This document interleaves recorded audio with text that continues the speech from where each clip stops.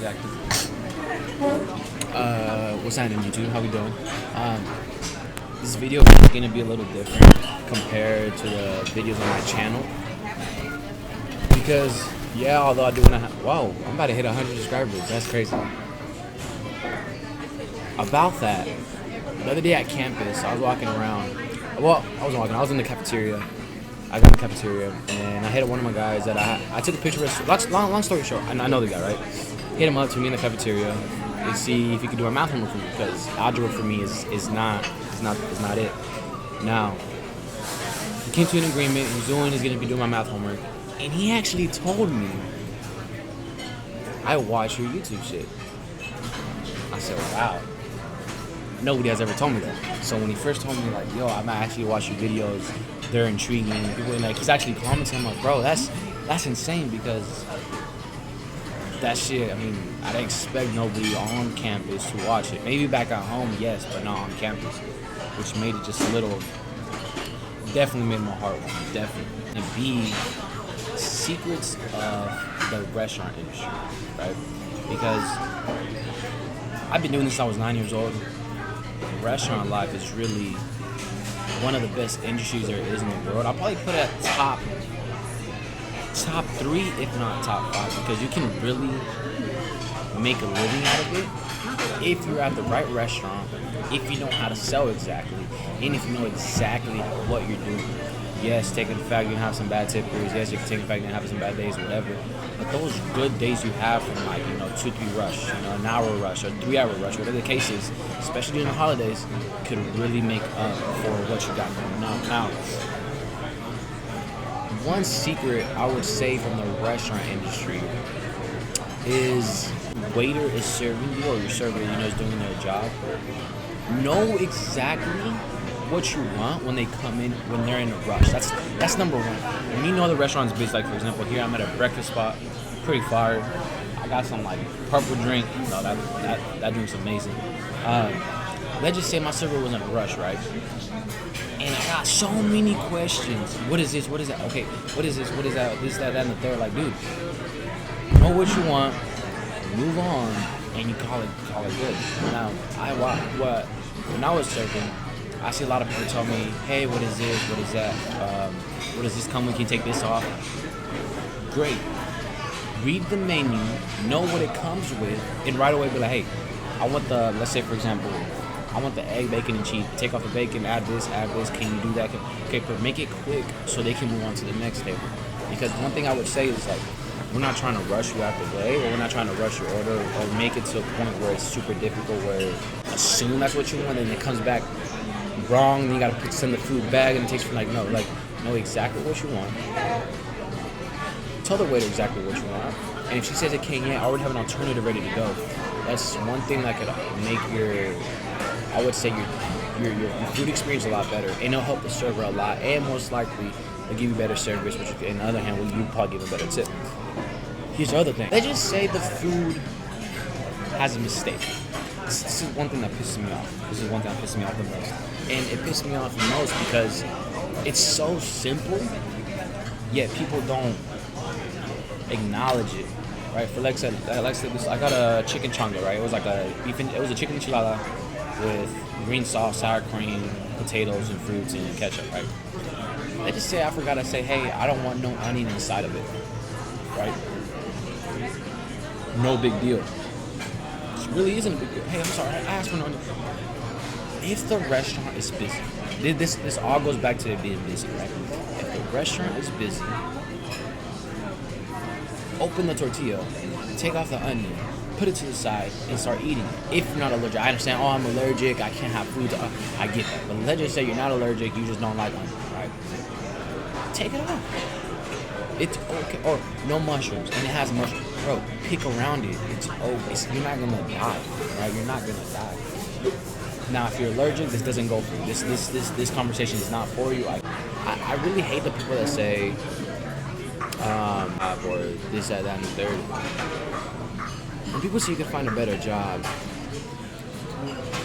there's a possibility you have to go through a corporate ladder, and there's a possibility you have to take your time on meeting that certain salary, right? You can't just jump in and go from starting one day and you're at the executive level. Like, no, there's levels to that, right? And serving, there's not quite levels, but experience, really. And you can gain experience within a year, within 6 months, honestly.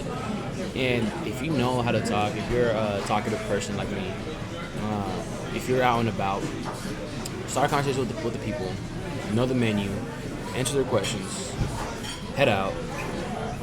Within, an hour, you could make what a person makes in a whole day's worth of work, depending on the restaurant.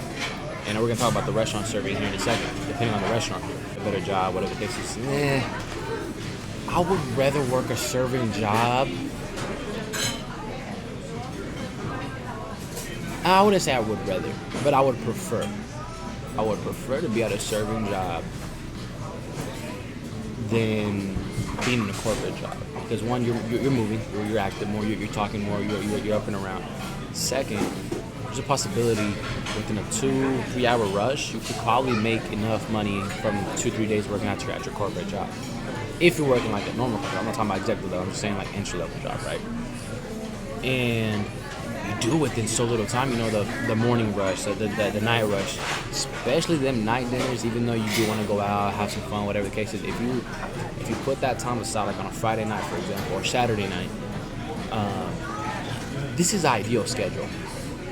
Friday night, Saturday morning, Sunday brunch. If you are hungover or whatever, you're not gonna make money. But like, if you know how to control if you go out, you're liquor and whatnot, those are the days where you definitely fall. Now, and if you desire to be a server, which I feel like everybody should do at least once, or work like in a job where you have to talk to like literally people you never met, just take, hey, how we doing, good, in case you got something to drink. Oh, definitely have the water, like, bro, I've been doing this since I was 9 years old. This shit comes with ease. Give me an apron, come to any restaurant, I'm running that shit. It's really that simple. It's really that simple. If you really want to make good money in the serving industry, steakhouse number one, like by far. Say breakfast spots during brunch, definitely good money. From like 5 a.m. to like 12, you're non-stop working. And people, yeah, you definitely get paid. Third, I would say Mexican restaurants are ideal. The thing is, Mexican people go to those restaurants and they don't tip, right? They don't tip. Well, I don't know why our people don't tip. My mom doesn't tip, my dad doesn't tip, but I gotta leave a tip because I'm a server. I've been doing it forever, so like I know exactly what it feels like now. The other side, the wise other people, they all got. If you get them around the margaritas, gracias, yeah, you'll definitely tip that. So that's that. Now, if you go to a Mexican spot, you'll definitely make good money. You just gotta know the menu, and working at a Mexican spot does come with people asking a lot of substitutes or add-ons, or can I take this, can I take that? So if you do go there, be ready for a lot of, I want to say dumb questions, but like, come on, bro, like come on, type of deal, So that's that. And then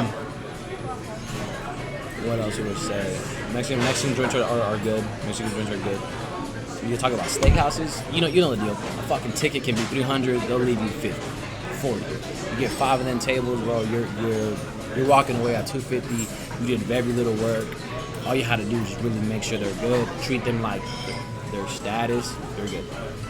That's also I learned in steakhouses. If you treat the person as their status, oh bro, those, if you suck their dick in other senses, you're good. You're good. You're good. So that's that on that. And then the breakfast joints, I have a few friends that have been doing it. I would say steakhouses is statuses. Steakhouse is statuses. Breakfast spots is more so how quick you are. Like, people are going for breakfast, they want to get out and get their day going. Like, I ain't gonna lie, my food came out within 3-4 minutes. Like, I was about to start trading, I was like, oh, no, what the fuck? Like, no, it was quick. So I would say breakfast spots are definitely speed-wise. Mexican spots, be ready to know the entire menu, because they're gonna ask you questions that you might not even got that question before, and you gotta find a way to wing it. And they kind of expect you to be quick, during rush hour, so it doesn't make sense. And that's when they're gonna want to start drinking. And when they're gonna wanting to start drinking, you gotta make sure their drinks are on point. If you want, do it on the table, put a little more, show, you know what I'm saying? Put a extra loving on there. And as long as they're drinking, they got their chips and sauce, bro. They might be upset, but no, they're chilling. They're chilling. So I did that. And I don't know what other restaurants. You got steakhouses, you got breakfast spots, you got Mexican.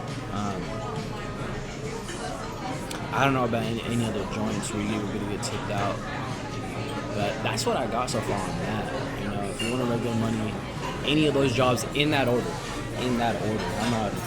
You can jump around, but like if you want to go to a steakhouse, you definitely gotta have some like skin in the game because people are gonna be. You gotta know how to use it. Nick taught me this. It's called wordsmithing. You know, you gotta know when to use this word, when to use that letter, or that voice of energy towards that person. So. Yeah, and then I'm starting to learn how to be bartending. I'm watching videos on how to do this, how to do that, because if I do it, I'm moving over there to Texas. It's 18 to be at the bar, and if you can work at a busy ass bar, the tips are small, but they're consistent,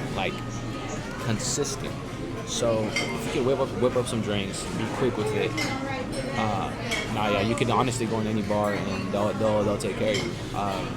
One thing people do lack on is making drinks, which it's a lot of memorization because you gotta add this with the rum with that, triple sec with this. Like it's a lot of shit. But once you get the hang of it, bro, in any city you go to, people that are needing bar backs or bartenders or whatever the case is, bro, that is all you. Like that is all you to take care of. So we're about to finish out here. I'm about to go back to Lawrence. There's a Halloween party there tonight, so we're about to go check that out today. And then we're about to go clean the car. Might put that on the video tonight. And then, but yeah, definitely take care of your servers, guys. They're the ones feeding you. And be polite. 3 things I would tell a server is know exactly what the fuck you're gonna order. If you don't know what you're gonna order, it's gonna be fucking difficult. Now, yes, ask questions about the menu if the server is not busy. My server wasn't really that busy, so I was really relaxing. I was like, hey, never been here before. What should I get? What is good? Etc. But if the server is busy, know what you want and head out the door. Now,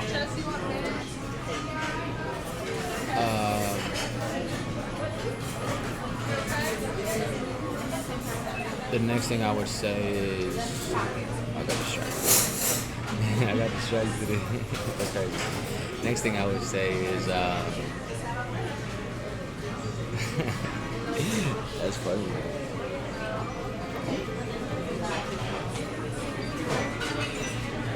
Yeah, alright. Yeah, know what you want, know what you're gonna order. Number 2 is you gotta tip. You understand that shit is going up, prices are going up, cost of living is going up. If you're not leaving a little more than 25%, honestly, which is not bad, I'm saying, like, I get it, you know, you may have a bad shirt or whatever the case is, but, like, you gotta understand, like, this is where the money really comes from. And if you're generous enough to tip and you like the restaurant a lot, that person will give you hookups. Like, I go to this restaurant back at home in Wichita. First ever time, I walked over with like a $200 tab or a $1,000 tab on me. We tipped it $200, me and my buddy Sergio. Ever since then, whenever we go there, we get treated like kings. We're the youngest ones there. You know, we get treated like top tier status. Like, who the fuck? We got grandpas like, who the fuck is that guy? Like, it's a steakhouse, so it's people with money in there. Who the fuck is that guy? And we get hugged. We get, what's up, G? What's up, man? How you doing? We get the chefs coming out with, like, what's up? How you doing? What can I get you today? The chef. Like, that's how you know what you're doing is right. So that's that. Take care of your servers. Tip them well. They'll take care of you even more than what you think. And the third one is, if you want to work at the service industry, work your way up as in restaurants, or you could stay there for a while, but, you know, I prefer to go to a Mexican restaurant where it's more, the service is more difficult, you get more rude people, and then you can hit up the brunch spot, and then you go to the steakhouse. That's really where the money's at. We're going to go and wash the car, get a workout in, head to Lawrence, and then you got Halloween joints tonight, so we'll see what the action is on that, and then we'll just go from there.